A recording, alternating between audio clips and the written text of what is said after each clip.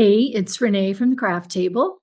We are now on week 5 of our summer embroidery stitch along.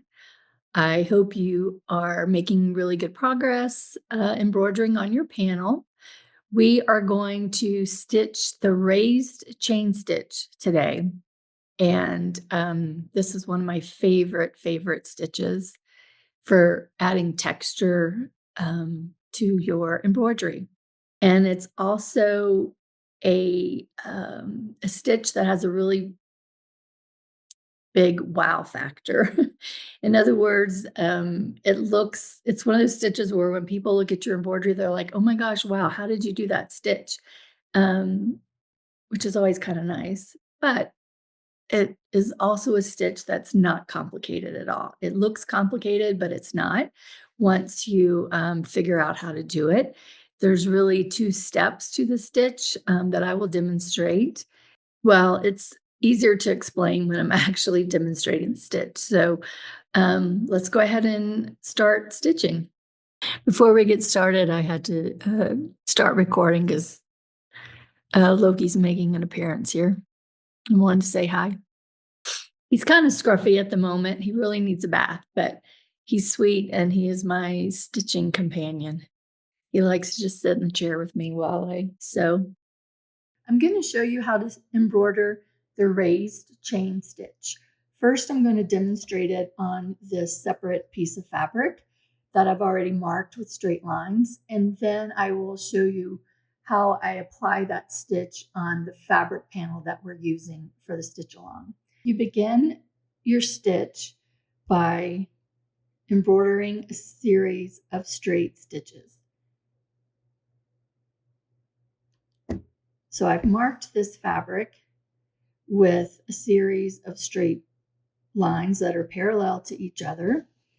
And I made them about 1/8 of an inch apart and I don't know, maybe 1/4 inch in length.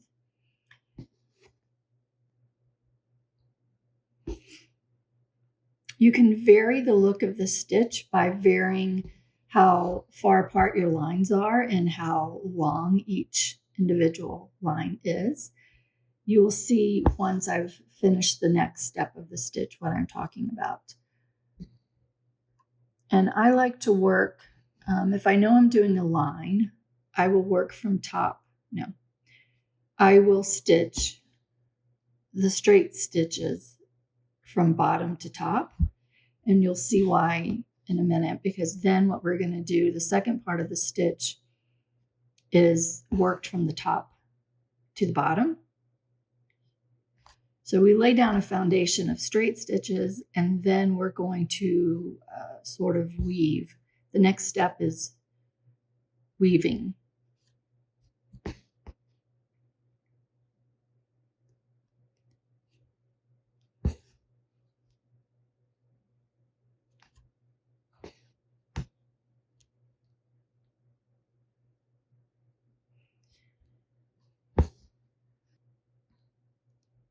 You may notice that my lines are not perfectly straight and they're not exactly the same length. I do try and make sure that they are consistent, but this is just a quick demonstration. I drew the lines using a friction pen. So once I'm done, I can just take an iron or a hair dryer and the heat will remove those lines. Now that we have the straight lines laid down, you're going to bring your needle from the back up to the top, right over that top line in the center, and you're going to pull it all the way to the front. At this point, until I get to the very end, everything is done without piercing the fabric. So I've got the thread right there, and then I'm going to bring my needle under that stitch, going from the bottom to the top and pulling it through. Then I'm going to go back down from top to bottom underneath that stitch. And I need to make sure that I have a loop here so that when I pull my thread, it makes a loop like that. And I try not to pull it too tight. And then you're just going to do the same thing with all of the lines below. You're going to go from bottom to top underneath that stitch without piercing the fabric. And then you're going to go from top to bottom underneath that stitch. This time making sure that the thread goes, or that the needle goes over that thread, and that you have a loop as you pull the thread. Once more, you're going to go under from bottom to top, and then under from top to bottom, that same line, that same straight stitch.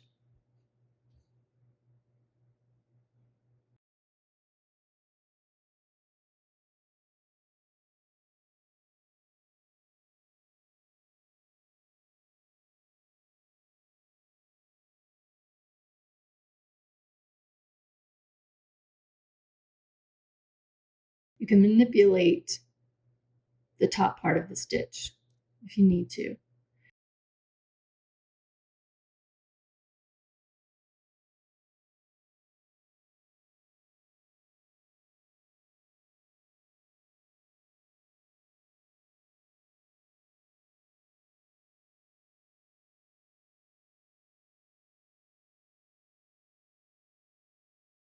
I'm at the final straight stitch,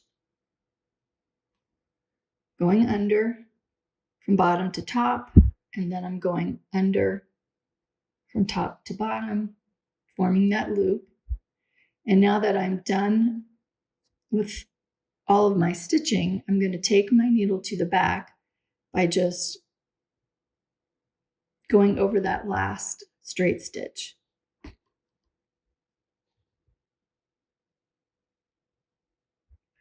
And that is the raised chain stitch. I'm going to apply the chain stitch to this area here, this band that encircles this darker green area. And I'm going to use this thread, color EZ2118. Before I do that, I'm going to show you what it would look like, or what it's going to look like. I've already stitched the raised chain stitch with this orange right here, and then with this darker red right here. Now with the orange, I left this open because I'm going to go back and I'm going to do some stitching here. And in this section, I made the decision to just go from here to here, and then from here to here, and then just a little bit there. I've got straight stitching along the outside, or the back stitch along the outside of this flower here. And then of course, the lazy daisy stitch here. In my earlier demonstration, I had drawn lines for my straight stitches, and you can do that if you'd like. On a piece of fabric like this, where the design is very fluid and it's not exact, I don't worry so much about it. I just eyeball it because I think it just lends to the type of stitching that I'm doing here. But if you want to make sure that if you prefer to have a more uniform look, or you're worried that your the distance between straight stitches is not going to be consistent, then feel free to take a marking pen and draw lines. Also, we're kind of working around a circle, but I'm going to pretend like it's a line that starts here, goes around, and ends here, because I'm going to go back and add some stitching, lazy daisy stitch here and some French knots there. So I have my needle threaded.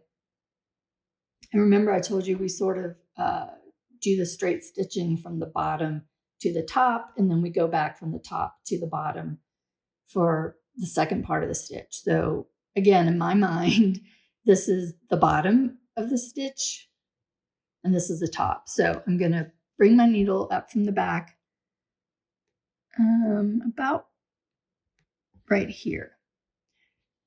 And I'm going to lay down my foundation of straight stitches. And most of this, again, I'm just going to eyeball. The width or length of my stitches will vary because, as you can see, this band that I'm stitching is not uniform. But I'm really not going to worry too much about that because I really like the stitch, and I think the texture will hide any, the fact that it's not going to be exactly straight and uniform. But neither is the shape that I'm stitching.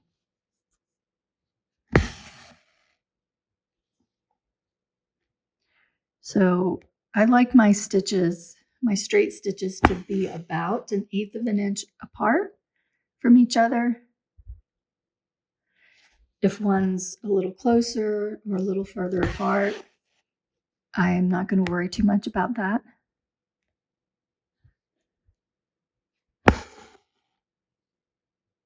I think it lends to the beauty and the imperfection that is hand embroidery.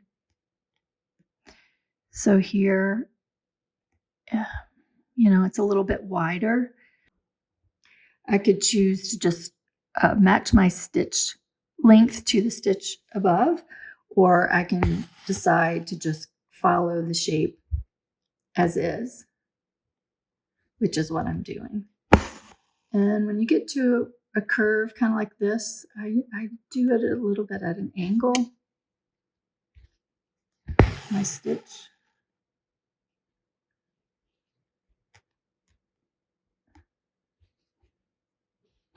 So that then it kind of goes back to being straight right here.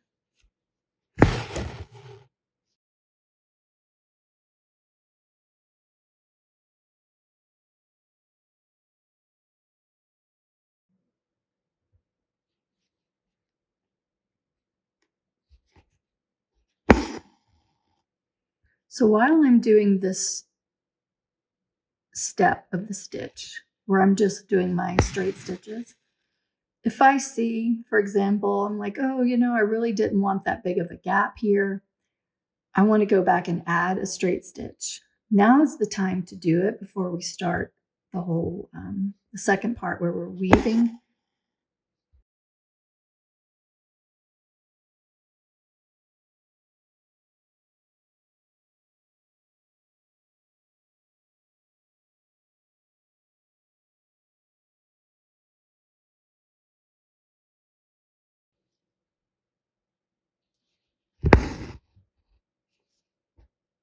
All right, I've finished my straight stitches. And so now I'm going to come up at what I call the top. When you start this second part of the stitch, you want to make sure you have enough thread in your needle to make it all the way around. So if your thread is only about this long, this might be the time to change your thread. Also, I'm working on the same color, but you could easily decide to do a different color for this part of the stitch, especially if your straight stitches were going to extend beyond the second part of the stitch and you want to do that look. I have my thread at the top of the first stitch. I'm going to bring it under from bottom to top without piercing the fabric. And then I'm going to go under it again from under that same straight stitch from top to bottom without piercing the fabric, and making sure that my needle is going over that thread so that I get this loop. And I tend to move my thread when I'm doing the first part of that stitch over to the right, so that's not in my way when I go under the stitch, because as you can see, when you start stitching and they're kind of close together, it's real easy to kind of go under the previous stitch or to go under any surrounding stitching. So what I do is I go under that straight stitch, and I sort of angle it over to the left so it's not interfering with the previous stitch. So under the straight stitch from bottom to top,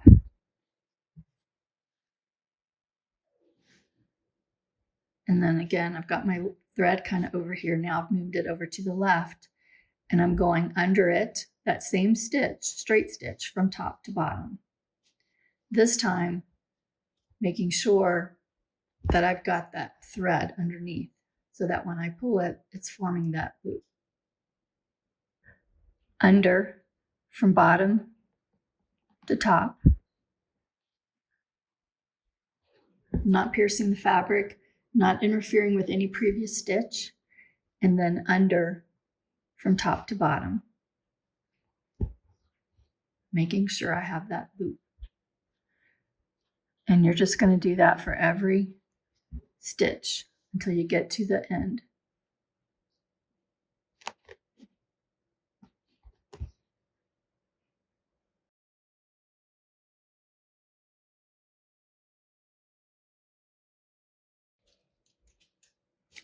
See how I bring my thread over to the right when I go under from bottom to top? And then I move it over to the left when I go from top to bottom. That helps me form that loop.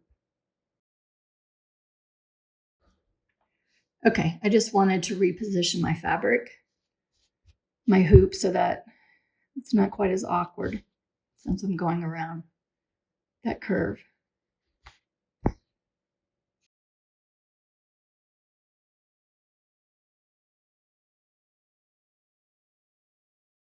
Okay, I've done the last straight stitch, so now I'm going to take my needle to the back by going right over that last straight stitch